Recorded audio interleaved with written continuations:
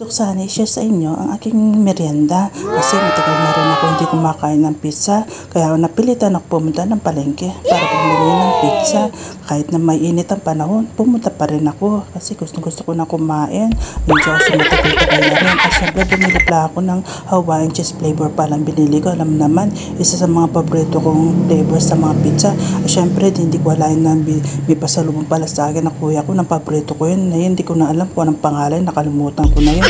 Siyempre rin, bumili na ako ng tinapay kasi tuwing nagigising ako ng madaling araw, naghahanap ako ng makain ng mga tinapay. Nahubusan akong hirap pala, walang stock ng tinapay. Kaya talagang kailangan talaga pumunta ako ng palengke. Yan pala mga binili ko.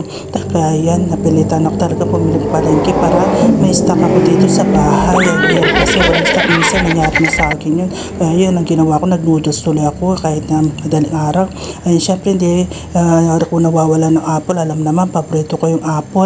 Kaya pag nawawala din ako ng stock ng apple, napupunta rin ako ng palengke. Ay salamat, may stock na ako. Bye bye!